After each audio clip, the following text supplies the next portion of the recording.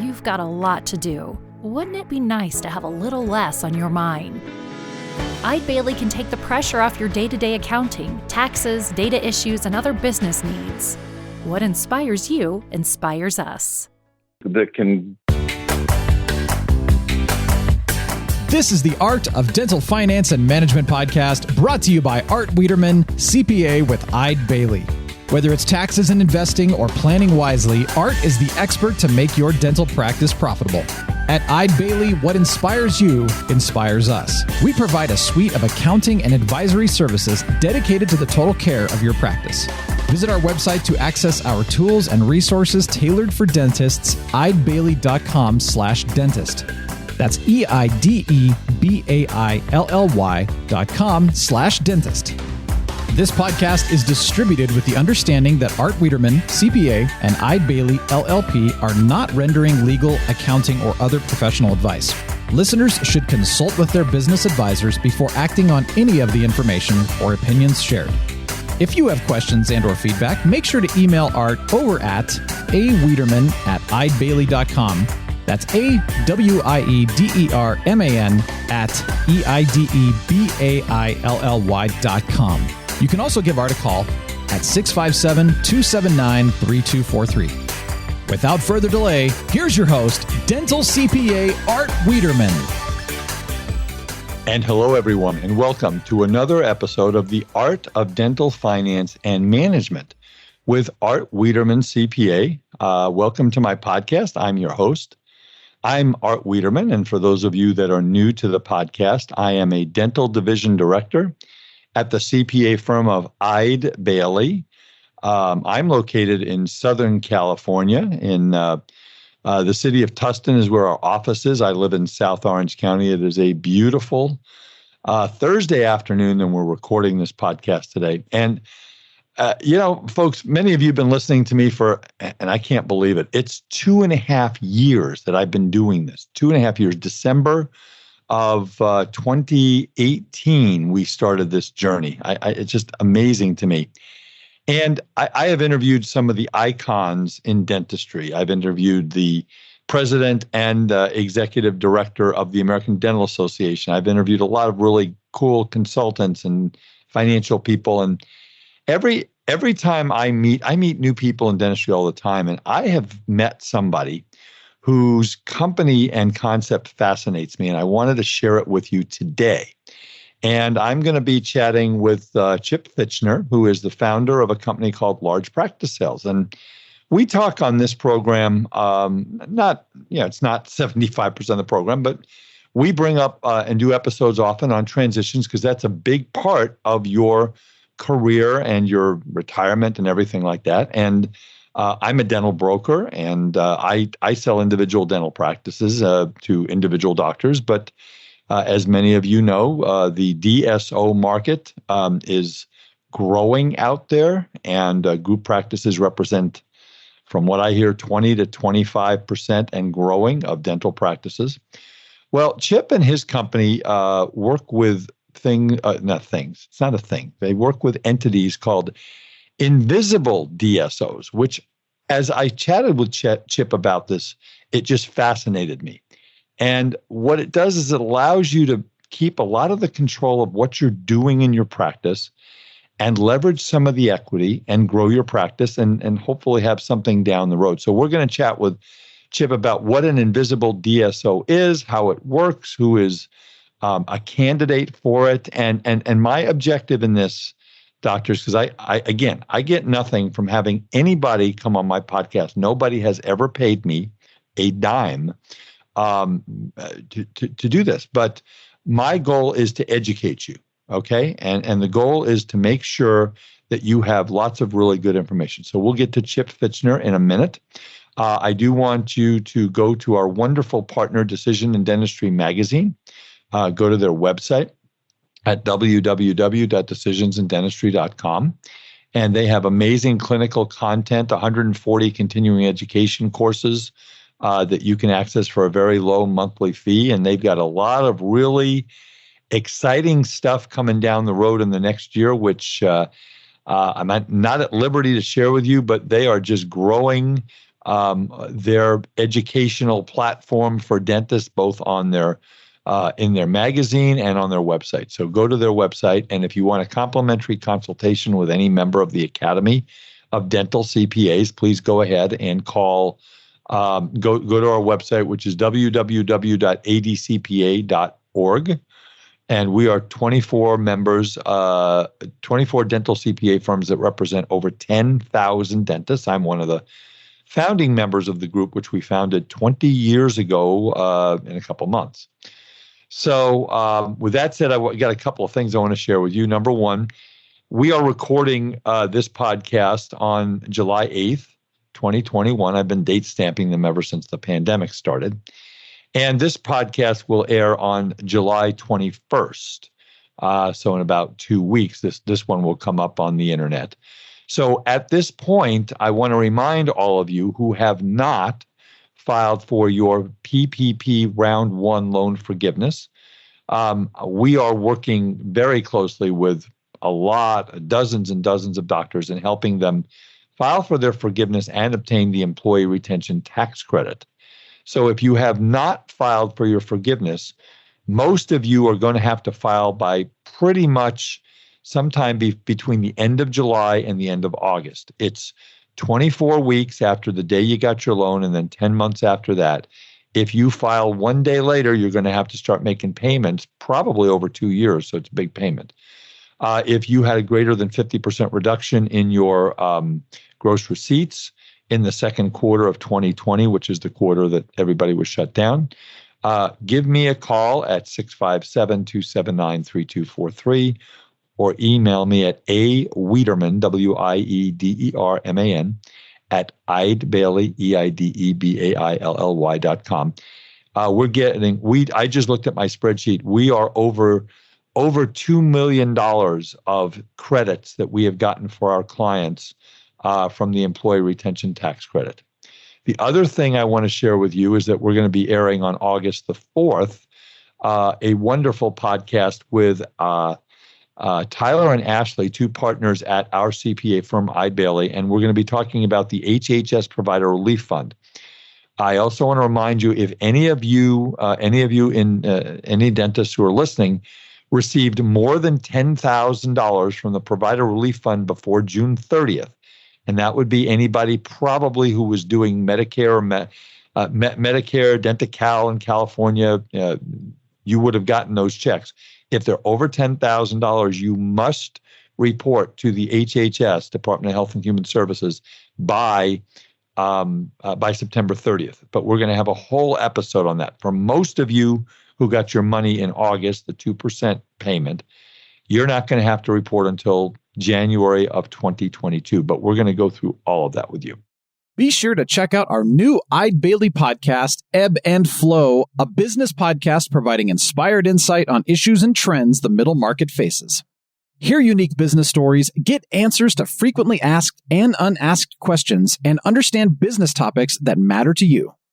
Available now on your favorite podcast platform. So with that, I'd like to introduce my guest. Chip Fichtner is the founder of Large Practice Sales. Large Practice Sales is a company based out of Dallas, Texas. They have about 15 employees working with them. And they work with doctors who want to transition their practices into not the traditional DSO, but an invisible DSO. And we're going to talk all about that, if that's right for you, if it's not right for you. But today is a call to action, like every one of my podcasts are, is we want you to be educated. So, Chip Fichtner, welcome to the Art of Dental Finance and Management. Thank you, Art. I appreciate it. I'm looking forward to talking with you this evening. Well, I'm looking forward to talking to you too. So, is it 120 degrees in Dallas today? You know, actually, I am in Maryland on the rural eastern shore of Maryland today, enjoying a beautiful day. Nice. I like that. Well, it's really nice here in California too. So Chip, before we get into, the topic, give us a little bit of your professional background and what you've done and how did you end up starting the company and a little bit of that. Well, I'm an ex-Bear Stearns guy from 1981. So I have an investment banking background to some degree, and I left that industry and started buying, selling, and building and starting companies for my own account, and have built and sold probably 24 companies at this point across a variety of industries.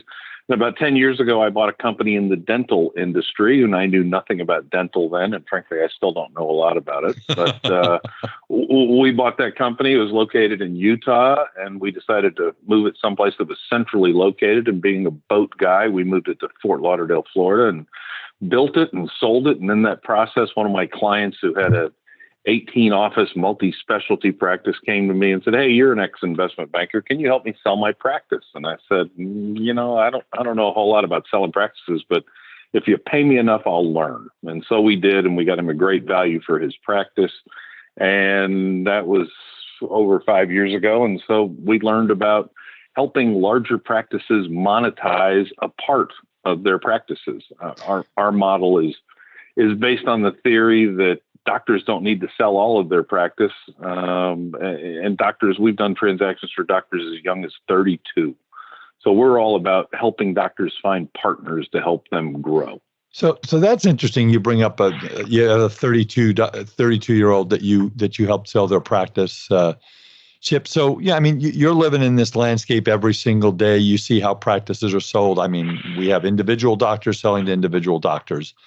Some of the doctors are selling their practices well before retirement for lots of reasons. I mean, when you talk to doctors that are in their 30s and 40s and even their 50s, what are the reasons they're giving to you that they want to maybe enter into this realm?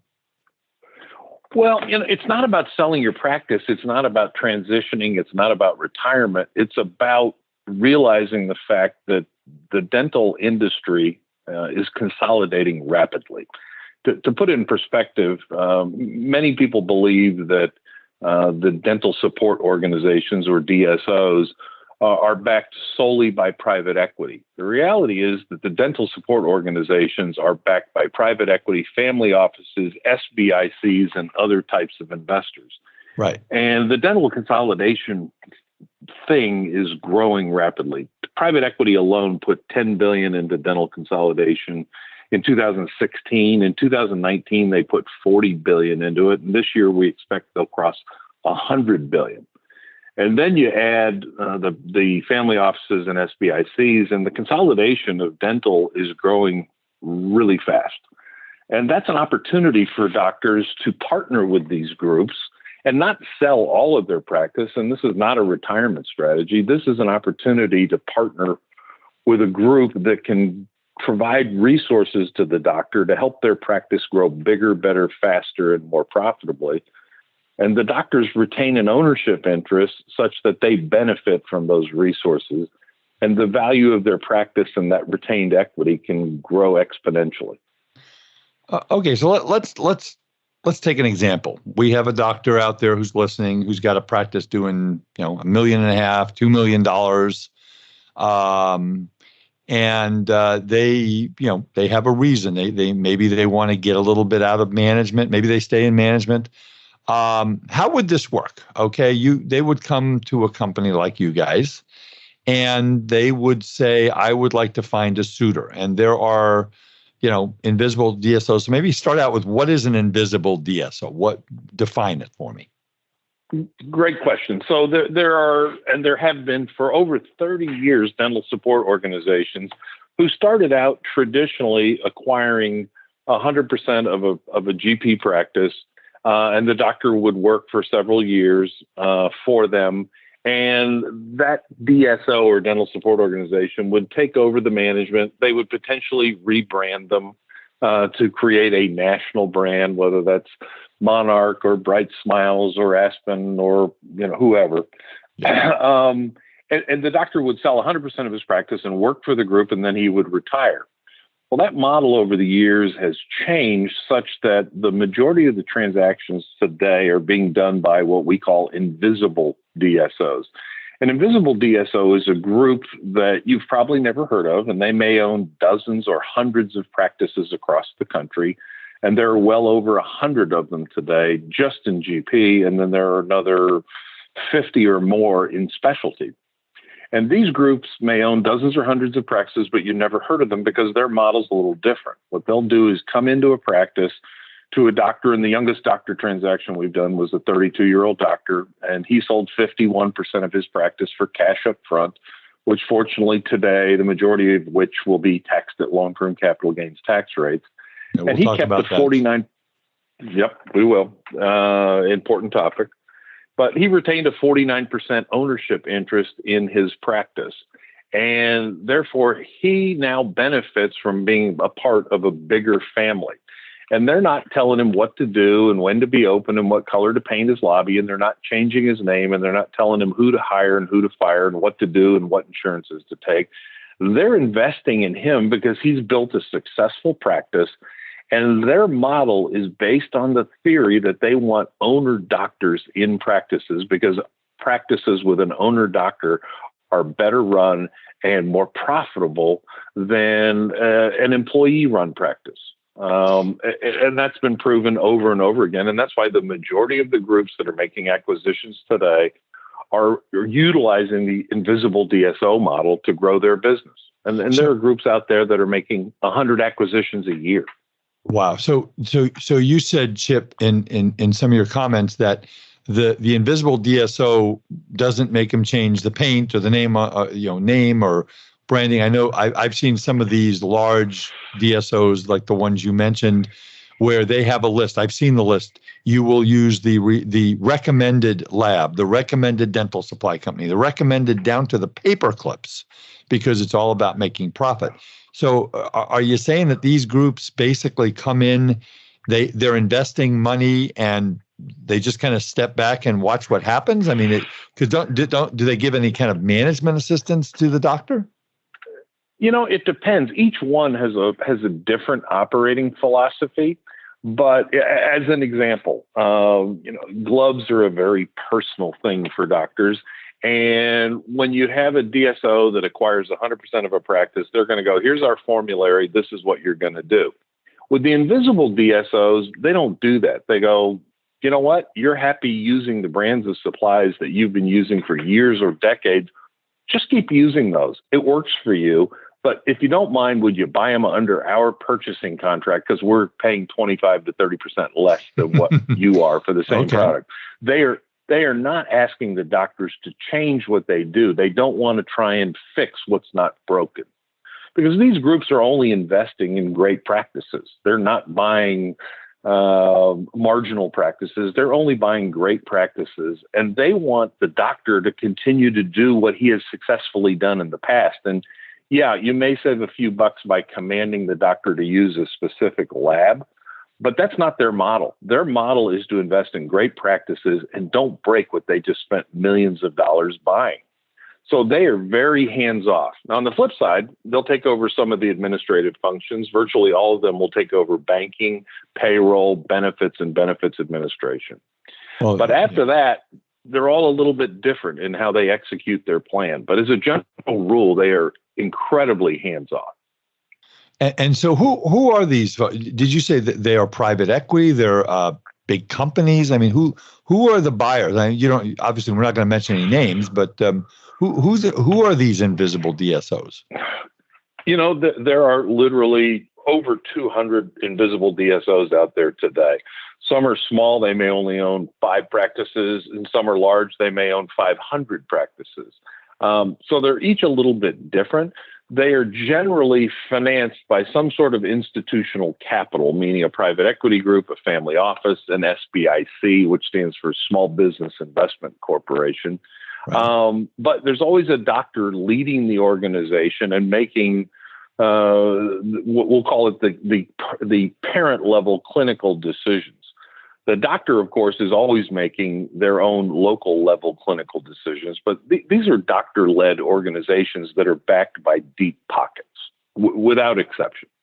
The types of the pockets differ, but as a general rule, they are doctor-led organizations. So you talked about, Chip, the fact that they only want to buy great practices. So what would be a model of a practice that one of these groups would be interested in? As a general rule, we're only achieving the kind of values that we achieve with practices that are doing, call it $1.5 million and above in collections. And that would be true for GP and pretty much all specialties. There's been an acceleration of interest in the specialties in that there have been at least 40 DSOs formed in the last 2 years that are focused on specialty only. And there have been far more than that formed that are focusing on GP. It is a rapidly growing business at the moment. But generally speaking, $1.5 million in collections and up are going to be able to achieve the kind of values that we get from Invisible DSOs for our clients. And what kind of profit margin do we need to be looking at? I mean, I have some doctors whose profit margins are 40+%, and I've got others who are not really that great. Well, it's interesting. In this business, there are funny definitions of things because profit margins include compensation to the doctor, or does it not include compensation to the doctor? Well, yeah. So, right. I mean, you're right. You've got to look at the math. Right. A typical Invisible DSO who owns a GP practice that's doing $2 million in collections is going to expect that practice to generate about a 25% profit margin, EBITDA margin, after doctor compensation. And in the specialty practices, it can be higher. Okay.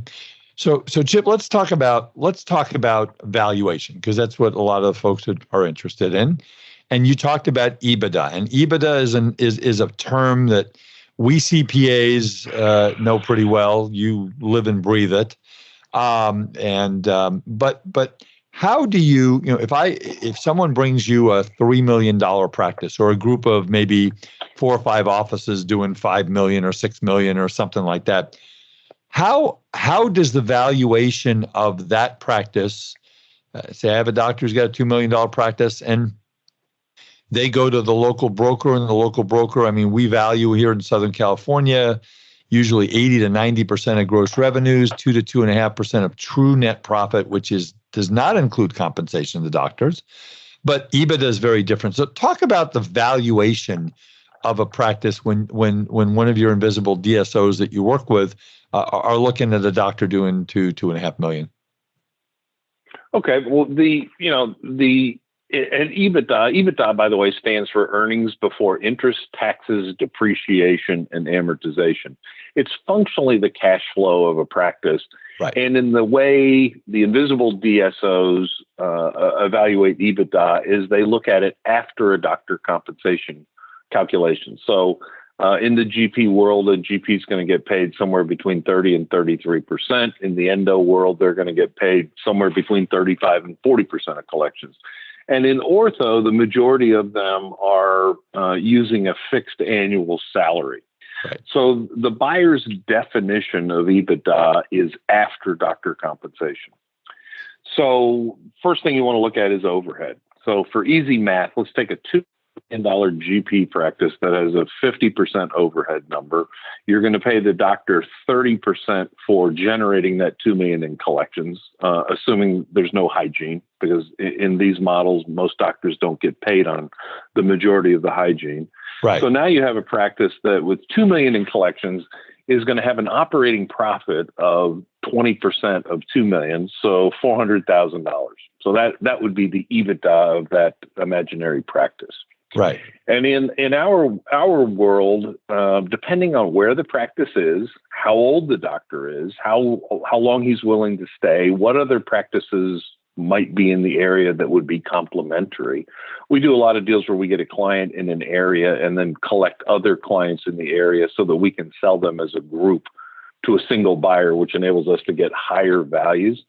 But that practice would have a value today, depending on where they are and how old the doctor is, and their growth rate. Growth rate's really important today. And production or collections in 21 relative to the same period in 19 is a metric that a lot of people are looking at. But that practice is going to have a value of anywhere between 5 and 6.5 times EBITDA times that $400,000 in EBITDA.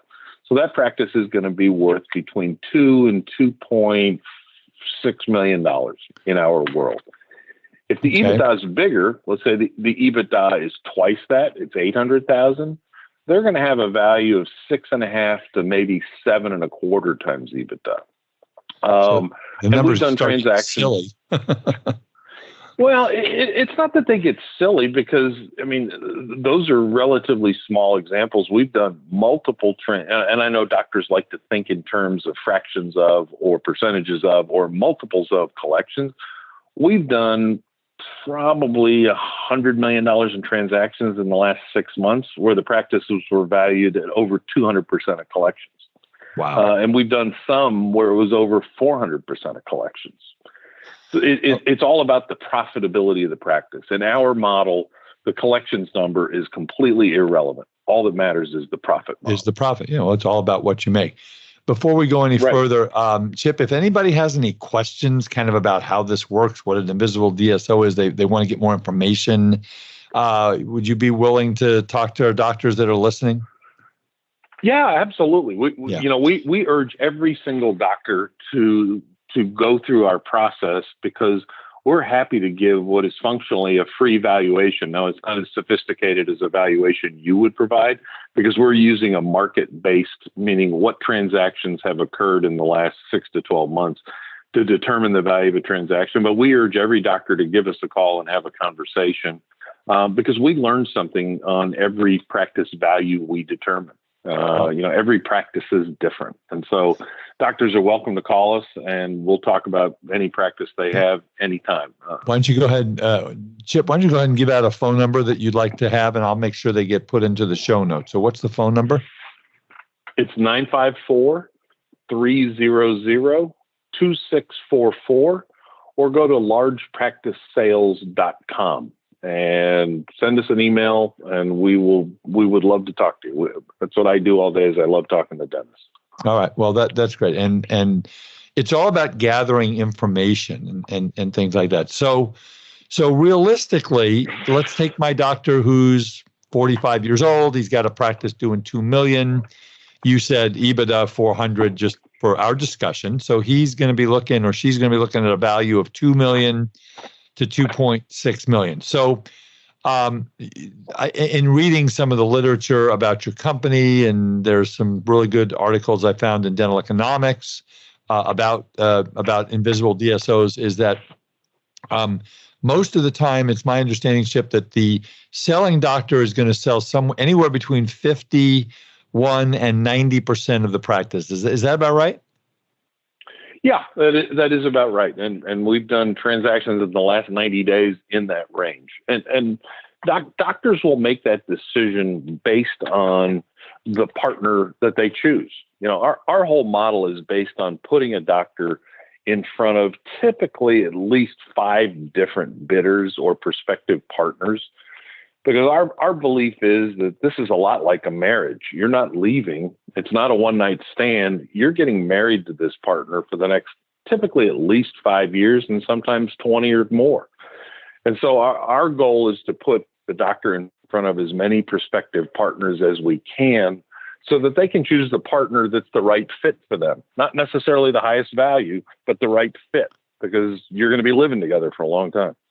So now one of the concerns that I have that you and I chatted about a little bit before we pushed the record button today, everybody might have heard that the folks in Washington, D.C. are looking at changing the tax laws, and that's in my wheelhouse. So folks, what we're looking at, and we actually did a podcast about a month ago with Mel Schwartz, who is our director of tax in our national tax office. He's actually, he's our legislative analyst, and he's got his finger on the pulse of what's going on in Washington. And it's my understanding, folks, that you're looking at a situation that right now the proposal on the table, and we are a long way from having a law, but the proposal on the table from the Biden administration is that if they pass this law, with income of over $1 million, your capital gains rate is going to go from the current 20% to potentially 39.6. Now, is that going to be the way it ends up? I don't know. But, and again, everybody here knows that I don't talk politics. Bad things happen to me if I talk politics. But the fact of the matter is that our current administration has put out over $6 trillion in stimulus proposals, infrastructure, and all this stuff. And, they got to pay for it some way, and this is going to be one of the ways. So Chip, you and I talked about this a little bit, and you don't doing one of these deals with Invisible DSO isn't just like, you go down to the grocery store and you buy a loaf of bread and you give them $2. It's not quite that simple. How long does this take? Historically, in 2019, our average transaction from the time somebody became a client to the time they put millions of dollars in their pocket was about 184 days, so 6 months. In 2020, shockingly, during COVID, it was actually faster. It was only about 150 days, so 5 months. This year, we're telling doctors if they're interested in completing a transaction in 2021 calendar/tax year, they need to start by August 1st, which means we need to start learning, because we don't know how long it's going to take to get deals done. There's an incredible volume of deals. We did $92 million in transactions closed last week. So there's a lot going on, which means the various vendors that help make these transactions happen, which are the lawyers and the accountants, are getting pretty busy. And so we're trying to coach our doctors that we want to have everything closed by Thanksgiving, because the end of the year, you're sort of in the high risk mode of taxes are going up Jan 1. You kind of want to have a deal done, and you don't want the risk of it not getting done. And whether Chip, we're dealing in your world, which is big numbers, or you're dealing in my world is selling individual doctors. You and I have the same problem. It's the landlord, right? Yeah, the landlord is always a problem because they have leverage, because you probably have a lease that says the assignment of the lease is subject to the approval of the landlord. And they tend to use that as an extortion opportunity in many cases. I like that word because I use the same word with landlords. But folks, this is another thing. And whether you're working with someone like Chip, or you're working with an individual broker, or you're trying to sell your practice by yourself. I had a call from a doctor last week who told me, Art, I've got 9 days left on my lease and my landlord is a beast. What do I do? And I said, pray. I don't know what else to tell you. So, it's like if you are getting down to a year, 2 years, 3 years with no options on your lease, and you're thinking about something like this because, you come to Chip Fichtner, or you go to anybody else and you say, I have 2 years left and my landlord won't extend, or maybe they will if you give them a check for $100,000. I have, Chip, once I ended up handing a check for that amount of money to a landlord, and I told him he was evil, and he just smiled at me because that was the only way they would let the doctor out of the lease. It was terrible. So that's a big deal. Now, I know this is not only general dentistry, but it's also you work not primarily, but you work with a lot of specialists, and there's a triangle you were telling me about. So how do you work with the specialists, and how does a triangle work? I was never good at geometry in school. Regular math, I was great. I was the third grade math champion of the borough of Brooklyn. I don't tell too many people that, but I am. I guess I just told thousands of people that. But geometry was never my thing. So how does this work? Well, the interest in specialty practice has grown dramatically. To give you an example, in the last 2 years alone, there have been 12 groups formed just to buy oral surgery practices. There have been 13 groups formed that are only buying endo practices.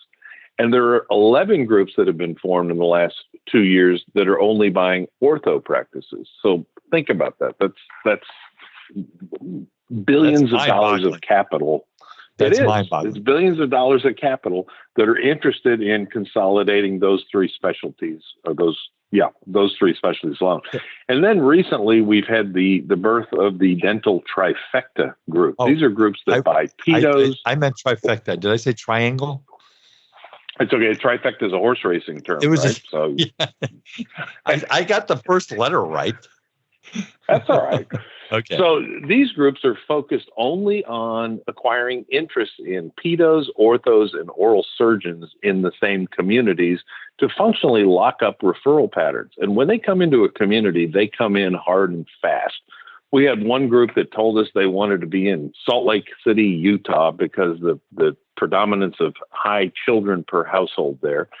And in the last 9 months, we have put them into 50 offices of pedo, ortho, and oral surgery only. And they've spent over $250 million in 9 months. They have a pretty good handle on that particular market, and that's happening across the country. We're doing trifecta transactions in Southern California. We're doing them in Phoenix. We're doing them in Tampa, Florida. We're doing them in New Jersey. We're doing them in Connecticut. And these are oftentimes new groups that are entering into the dental consolidation game who have a lot of money. And there's an opportunity for doctors to get an extraordinary valuation when we can assemble one of those in a community. And they don't necessarily have to initially be within referral distance, because they're happy to come in and build the pieces that don't exist within referral distance. So we have a group that's buying ortho. They just bought 5 ortho offices in an area, and they're going to build 5 pedo offices in the same area. De novo startups. They're going to do startups. So they're going to do startups. So it's an exciting part of this business, and it's increasing the values for those specialties. The oral surgeons tend to be the easiest ones to get to join because they look at their pedo and their ortho referral base going to somebody else, because you need to pay attention to what's going on if you're one of those 3 specialties. Oh, yeah. Perio is actually about to become popular. There are 2 groups being formed that are going to acquire only perio practices. Right. So talk about the legal structure. In other words, and then after that, I want to talk about kind of the other part of getting out of this. In other words, if you sell 60%, you still own 40. But let's start with the legal structure. So my doctor is an S corporation or a PLLP in some states. California, you cannot operate a dental practice as a limited liability company or partnership. It makes accounting really annoying, but that's what it is. Do we form a partnership with your Invisible DSO? What's the legal structure? Typically what they're going to do is form I'll call an LLC type entity. And that entity is going to purchase the assets of your practice. Those assets will go into the new entity that will be either jointly owned by you and your new Invisible DSO partner, or you may choose to take equity in the parent company in lieu of having equity at the practice level. And that differs based on who your potential partner is, which is, again, why we believe doctors should look at multiple options in these transactions. So they're doing an asset purchase, which is good for the doctors from a tax purpose, from a tax consideration. Right. And you want to argue as the seller to get as high a goodwill component in that transaction as possible.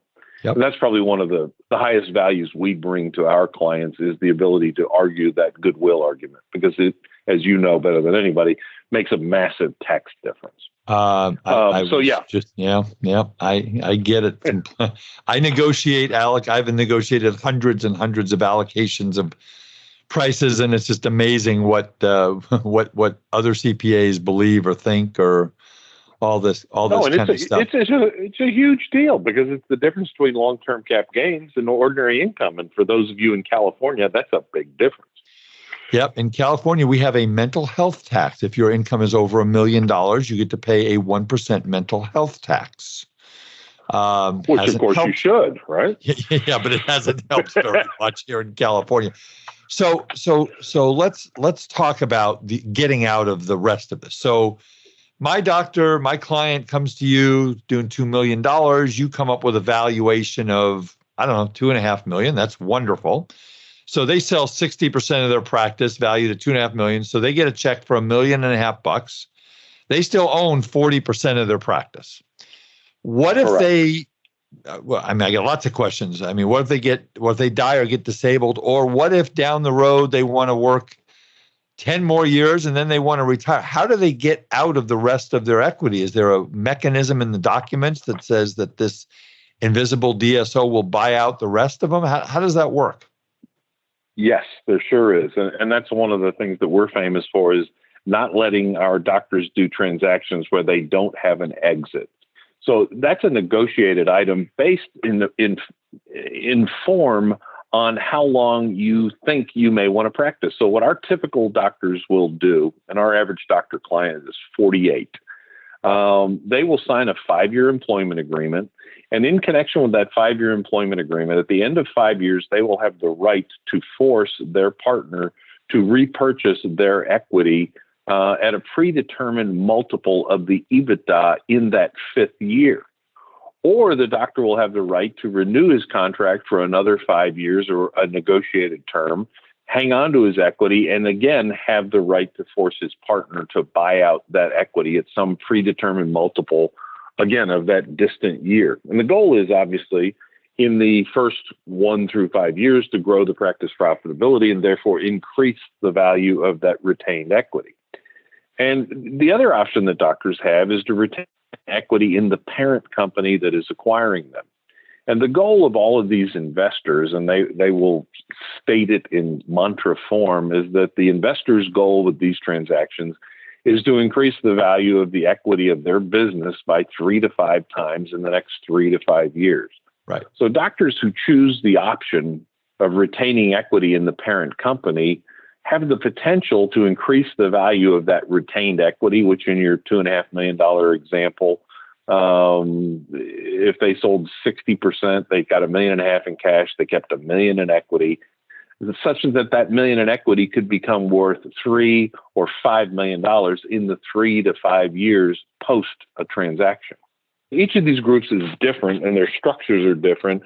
And that's part of the dating process, is to understand who your partner is, what their upside is, and what your potential upside is by being partners with them. Okay, so we could be looking at that other 40% being, first of all, the 60% is what you're telling me is if the whole thing falls apart and we don't get the 40%, because there's risk involved. There's risk in getting up in the morning, but there's risk involved in this. There's risk that this DSO could not be in existence. There's risk of all kinds of things. I mean, we're dealing with big money, so it's not likely, but there is risk.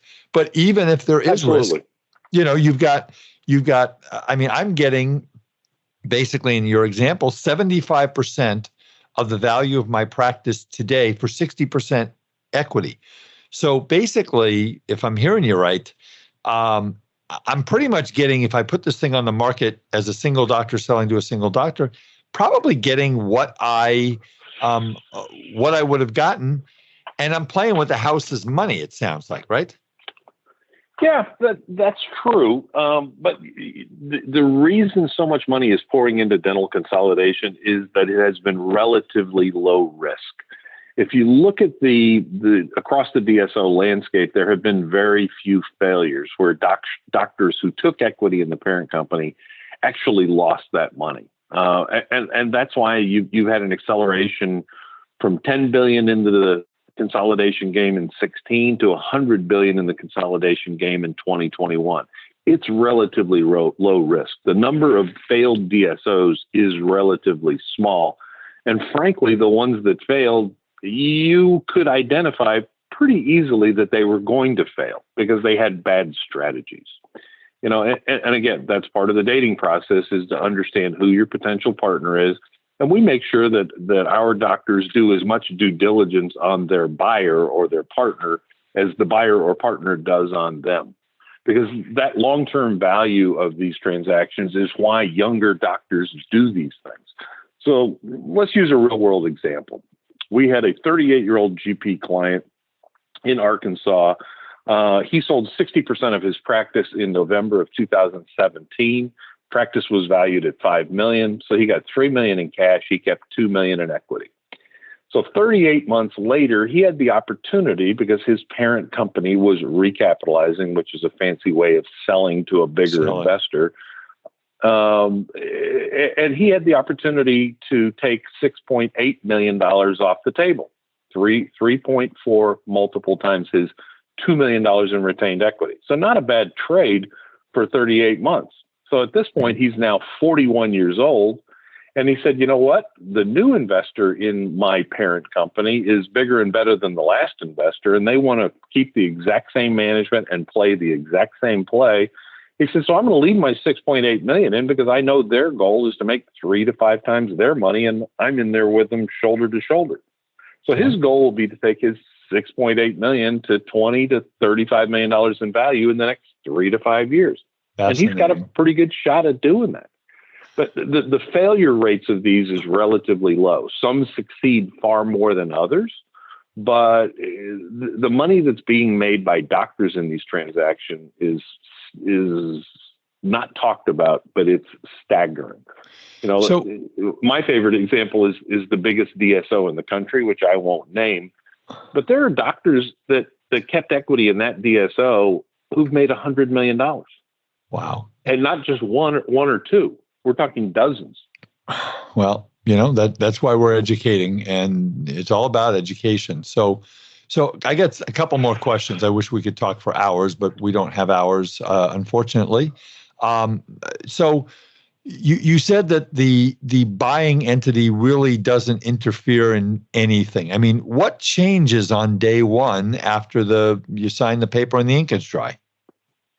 Great question. And the answer is they're going to take over banking, payroll. Your team is going to go on their group benefits plan, which in every case, without exception, much better, is equal to or better than the benefits that you are providing today. The Invisible DSOs go out of their way to make sure that happens in every case, because the last thing they want to do is walk into a room of angry females. Right. So the benefits become provided by the larger group. Therefore, they are typically better and less expensive benefits. But other than that, it depends on the partner you choose. And you learn what that change is going to look like by talking to other doctors who have done deals with the groups that you're considering doing deals with. Doctor to doctor, peer to peer, without anybody else on the phone.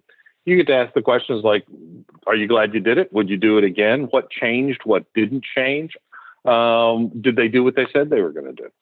So that's part of our whole process, is to make sure the doctors go into whatever transaction they decide to do, if they decide to do a transaction at all, is for them to understand exactly what life will be like the day after. And the answer is there's not that many changes.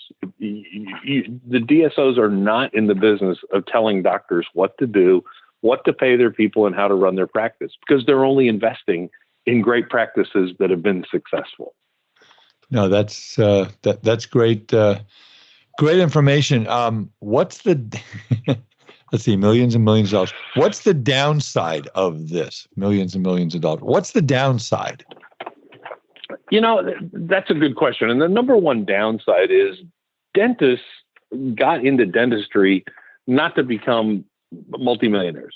They got into business because of the lifestyle choice, the ability to control their own destiny, to make their own decisions. And a lot of dentists don't have partners at all because they don't want partners. And I mean other dentist partners, right? So this is taking in a partner that would be just like taking in a dentist partner. You're not going to go out and spend $100,000 on new technology without talking to your partner, right? Whether it's a dentist or whether it's a DSO. So to some degree, you have to want to have a partner. And the other thing is you have to be open to potential opportunities, because one of the things that has been a big opportunity, thank you, COVID, is for doctors to be able to acquire other practices and consolidate it with their own practices and grow that way. There's a lot of opportunities there, and these groups have the capital and the expertise to help doctors do that. But they're interested in doctors that have a growth mindset. If you're a doctor who says, look, I don't want to grow, and they're not asking you to work any harder. I've never seen a contract where the doctor's committing to work 1 minute more than what they've worked the last 3 years. The contracts are all very specific on that. They're not asking to work harder, but they are interested in growth-oriented doctors. So if you're not growth-oriented, this is not a transaction for you. If you don't want to grow your practice, not necessarily work harder, but if you don't want to grow your practice, this is not a fit for you. These are investors interested in growth, and they want to give you the tools to grow. So will the doctor, the selling doctor, will they be reporting to a financial person and sit down once a quarter? I don't know the answer to this, so I'm asking. Do they sit down with someone and they say, doc, this thing was doing 2.5 and now we're doing 2.2. What's going on? What can we do to help? How does that work? Is there a reporting mechanism, someone that they're talking to, going over results and consulting? Yeah, absolutely. And that's one of the interesting things about these groups is they have a lot of resources that the typical doctor can't access, particularly research and payer contract negotiations. If you're taking insurance, I promise you the DSO down the street from you is getting paid more for the same procedures that you're doing. So yeah, they want to work with the doctor, and they will talk to the doctor. Let's call it, they'll do a monthly financial review and go, okay, how did we do? How can we improve this?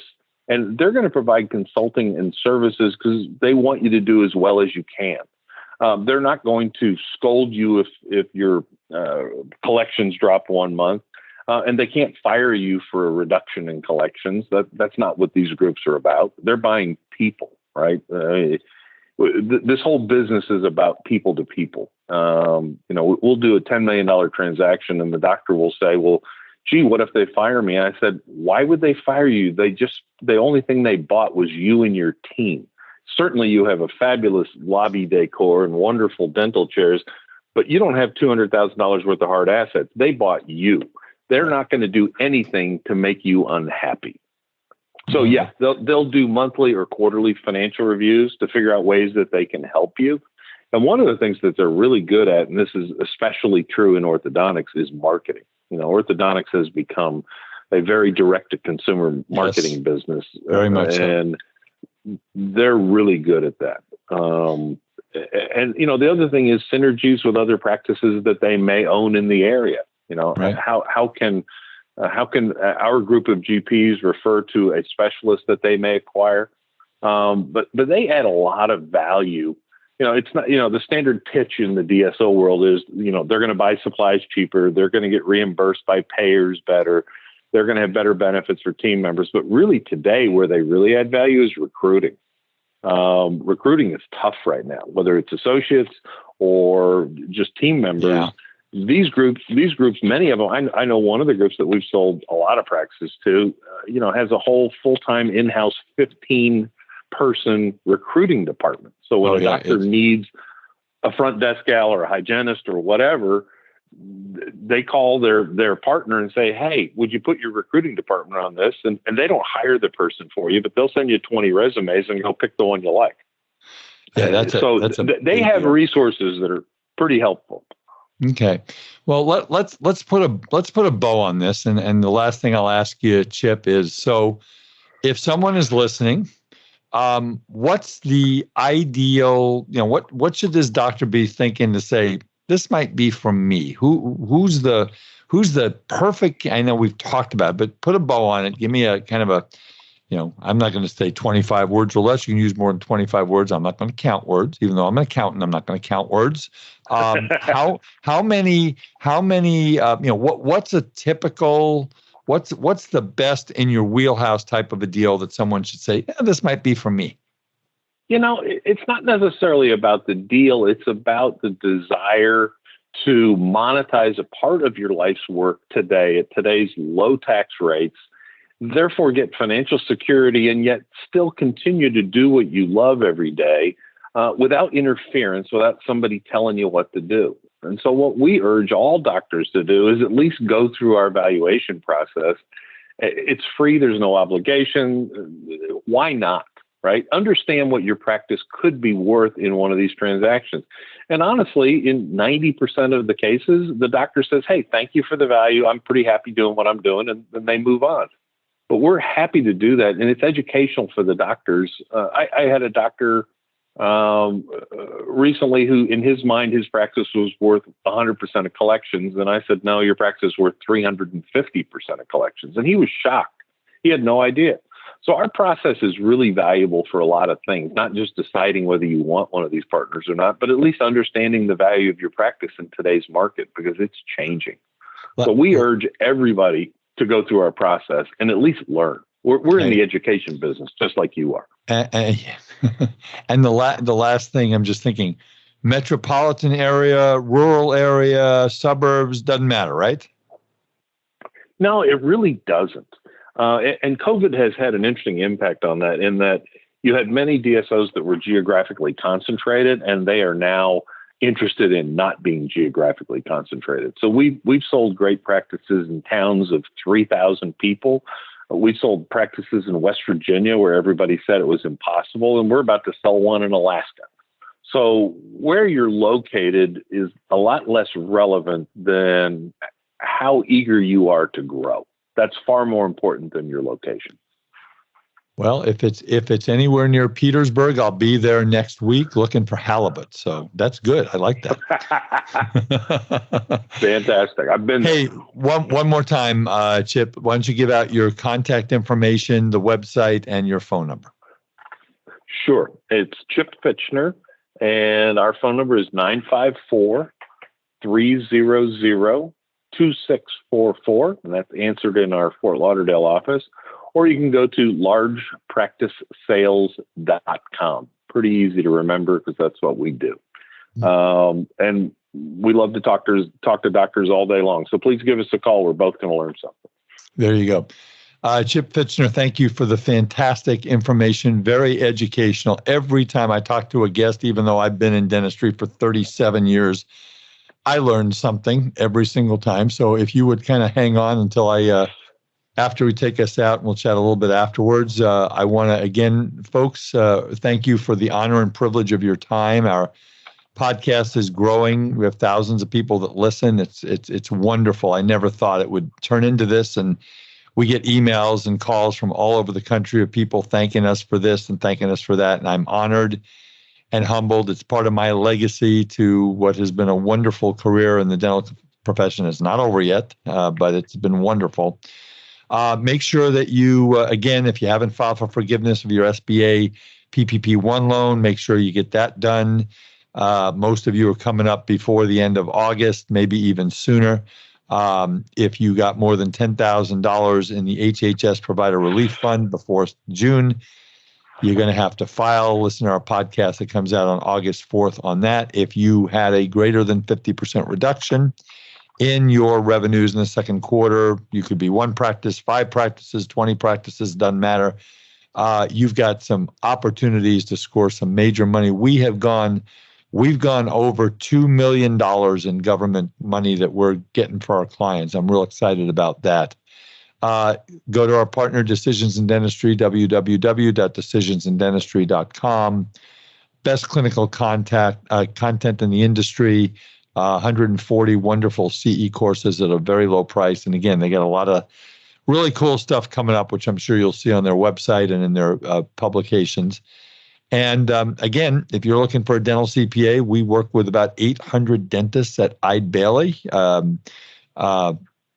I'm in Southern California in the city of Tustin. We work with about 300. The firm has about another 500 spread on the Western United States. Or if you're looking for someone in just about any area of the country, my mothership is the Academy of Dental CPAs. They're some of my dearest friends in the whole world. And we're going to get to have our first meeting in 2 years in Miami in October. Hopefully, hurricanes. Please stay away from Hawaii from Florida. From Miami the week of October 17th. I will ask you. I don't know if any hurricanes listen to my podcast, but you never know. So the ADCPA is www.adcpa.org. We have been the financial first responders. I've done 40 webinars and all my podcasts on the PPP and the ERTC and the HHS. It's been kind of crazy. So with that, folks, I thank you again for listening, and I hope you all have a wonderful day. I hope this information is helpful to you. Please tell your friends about our podcast. Tell them to listen. Tell them to subscribe on Apple or through your Android or however else you get to do that. And with that, my name is Art Wiederman. My show is The Art of Dental Finance and Management with Art Wiederman, CPA. And we'll see you next time. Bye-bye. Thank you for listening to today's episode of the Art of Dental Finance and Management podcast. Be sure to subscribe wherever you listen to podcasts so you never miss an episode. The Art of Dental Finance and Management podcast is produced by Eide Bailly in partnership with Art Wiederman, CPA, Decisions in Dentistry Magazine, and the Academy of Dental CPAs. For audience questions and feedback, email Art Wiederman, awiederman@eidebailly.com. That's AWIEDERMAN @EIDEBAILLY.com. Or you may call Art at 657-279-3243.